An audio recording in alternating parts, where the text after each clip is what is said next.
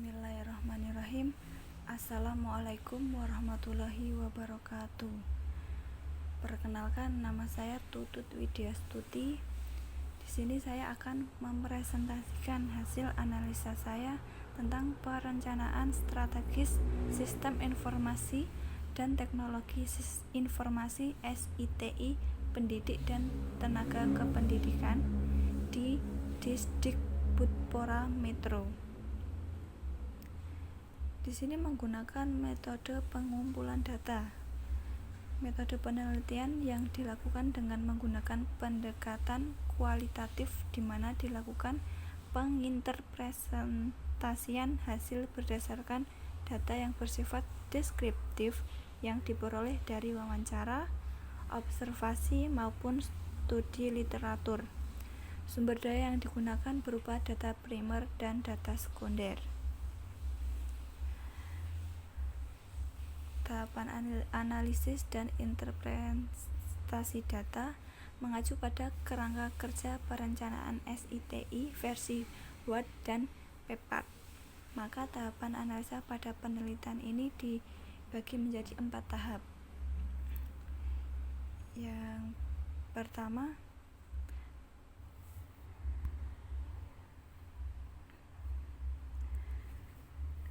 sistem informasi merupakan senjata ampuh untuk meningkatkan efisiensi dan efektivitas dalam proses bisnis. Oleh sebab itu, hampir semua perusahaan memanfaatkan teknologi informasi. Akan tetapi, bila dilihat dari segi perencanaan, pengelolaan, dan implementasi, maka dibutuhkan biaya yang mahal untuk menerapkan SITI, sehingga perlu dilakukan perencanaan dan studi yang matang. Perencanaan strategis (Renstra) SITI yang tepat dapat mendukung rencana, dapat memperbaiki efisiensi kerja dengan melakukan otomasi berbagai proses yang mengelola informasi, meningkatkan manajemen dengan memuaskan kebutuhan informasi guna pengambilan keputusan, serta memperbaiki daya saing atau meningkatkan keunggulan kompetitif organisasi dengan merubah gaya dan cara berbisnis. Yang pertama, analisis critical success factor. Berikut adalah tabelnya.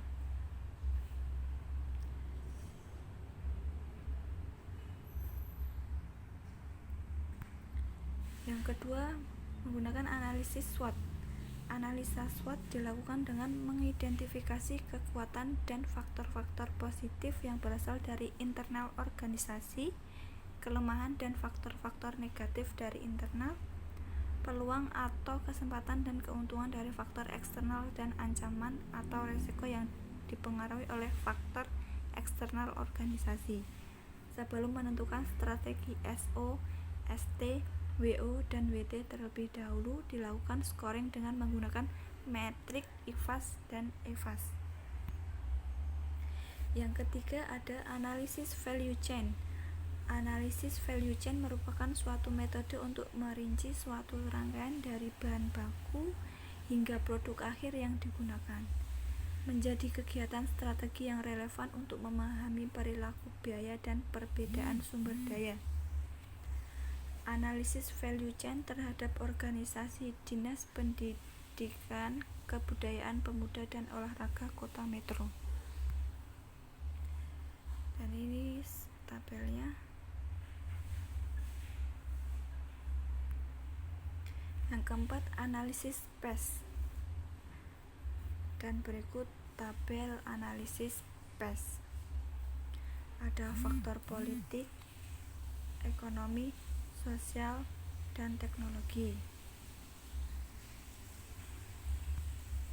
Yang kelima, analisis kebutuhan informasi. Berdasarkan analisis kesenjangan gap yang telah dilakukan, maka selanjutnya perlu dilakukan kegiatan analisis kebutuhan informasi. Analisis kebutuhan informasi di sini digunakan untuk mengidentifikasi apa yang menjadi critical success factor. Dan dari setiap CSF dilakukan pemetaan dengan menggunakan hasil yang didapat dari analisis SWOT. Untuk menyelaraskan identifikasi yang didapat dari CSF dengan identifikasi yang yang didapat dari SWOT untuk mendapatkan informasi mengenai kebutuhan akan informasi. Berikut adalah tabel kebutuhan informasi. Tujuannya ada pemerataan dan peningkatan SDM PTK, kualitas sarpras pendidikan, kualitas manajemen pendidikan. Kebutuhan informasi SDM, PTK dan PKB, pusat belajar berbasis TIK, informasi data sekolah dan aset, informasi data siswa dan akademik. Yang keenam, landasan kebijakan SITI.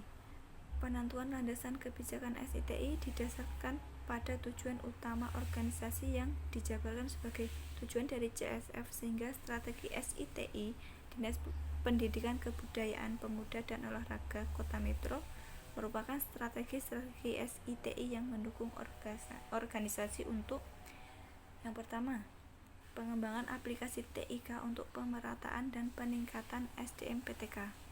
Yang kedua, pengembangan aplikasi TIK mendorong peningkatan kualitas sarana prasarana pendidikan. Yang ketiga, pengembangan aplikasi TIK peningkatan kualitas manajemen pendidikan. Strategi manajemen SITI. Yang pertama, pembuatan pedoman pengembangan SITI. Yang kedua, pembentukan divisi SITI. Yang ketiga, pembuatan job description divisi SITI. Yang keempat, peningkatan anggaran pengembangan SITI. Kemudian strategi SITI. Yang pertama, peningkatan fungsi pengolahan data SDM PTK yang optimal dengan dukungan TIK. Yang kedua, peningkatan peranan TIK secara optimal untuk penyediaan sarana prasarana pendidikan berkualitas. Yang ketiga, pengembangan aplikasi TIK bagi peningkatan kualitas manajemen pendidikan. Kemudian ini future portfolio application. Kemudian ada usulan kebutuhan infrastruktur, hardware dan software yang diperlukan dalam implementasi usulan solusi meliputi 7 buah server. Yang pertama, Microsoft Windows Server Enterprise, Microsoft Windows Web Server, Microsoft SQL Server, PHP untuk learning management dan dashboard. Untuk usulan pemanfaatan SI melalui perangkat mobile mencakup BlackBerry, Android, iPhone, Windows, atau berbasis web. Kemudian ini untuk konfigurasi jaringannya. Seperti ini. Kemudian aspek pengamatan SITI. Yang pertama, kerahasiaan dengan kemampuan scramble atau encrypt pesan sepanjang jaringan yang tidak aman. Yang kedua, kendali akses, menentukan siapa yang diberikan akses ke sebuah sistem atau jaringan, sebagaimana informasi apa dan seberapa banyak seorang dapat menerima. Yang ketiga, authentication, yaitu menguji identitas dari dua bagian organisasi yang mengadakan transaksi integritas, menjamin bahwa file atau pesan tidak berubah dalam perjalanan. Yang kelima, non-repudiation, yaitu mencegah dua pihak dari menyangkal bahwa mereka telah mengirim atau menerima sebuah file. Kemudian ada pembentukan divisi SITI dan penambahan personil untuk membantu menangani masalah dalam pengaksesan aplikasi, data dan berkaitan dengan teknologi, untuk membantu dalam pengolahan data dan aplikasi serta berinteraksi langsung dengan pengguna. Diperlukan sebuah divisi khusus SITI. Selain itu, sebaiknya dilakukan penambahan 3 peranata komputer yang akan menangani masing-masing bagian bidang pendidikan yang ada. Penambahan statistisi juga diperlukan untuk melakukan penyediaan data pendidikan, analisis dan pengembangan statistik, dan pengembangan profesi yang berdasarkan pada kebutuhan organisasi. Kemudian rancangan portofolio mendatang. Rancangan portofolio mendatang dilakukan dengan menggunakan metrik portofolio aplikasi MC Farland untuk mengetahui gambaran tentang kontribusi setiap aplikasi terhadap organisasi saat ini dan masa mendatang.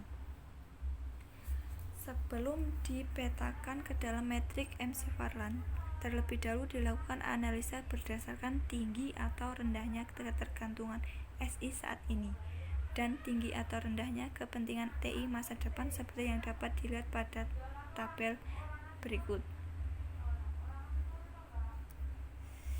Berdasarkan tabel derajat kepentingan SITI di atas, selanjutnya dapat dikategorikan.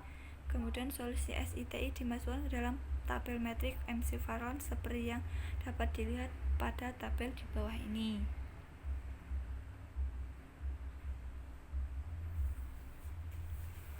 Kemudian hasil rancangan portofolio mendatang yang dihasilkan sesuai kategori metrik McFarland seperti pada tabel di bawah ini.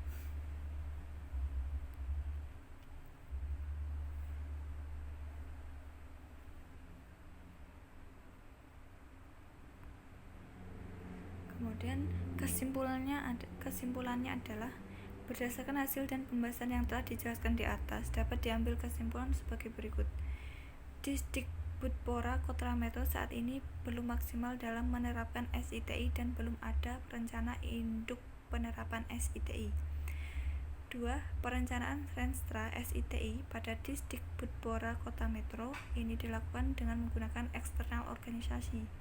Analisa SITI internal dan eksternal organisasi dilanjutkan dengan proses identifikasi strategi dan melakukan rancangan portofolio masa yang akan datang yang digunakan untuk membantu proses kerja organisasi dan pelayanan publik di lingkungan kantor. 3. Penyusunan Renstra SITI sesuai portofolio SITI yang dihasilkan dapat memberikan prioritas pada aktivitas yang dibutuhkan untuk memperoleh hasil yang optimal dan berdasarkan kontribusinya pada tujuan yang akan dicapai. 4. Hasil rancangan portofolio SITI mendatang berdasarkan pemetaan aplikasi metrik McFarland, yaitu pada kuadran strategik SI, SDM pendidik dan tenaga kependidikan atau PTK, dan pengembangan learning management sistem informasi peserta didik SI PKB atau pengembangan keprofesian berkelanjutan pada kuadran high potensial SI pemetaan sekolah dan aset. Sekian presentasi dari saya. Apabila salah kata, mohon dimaafkan. Akhirul kalam. Waalaikumsalam warahmatullahi wabarakatuh.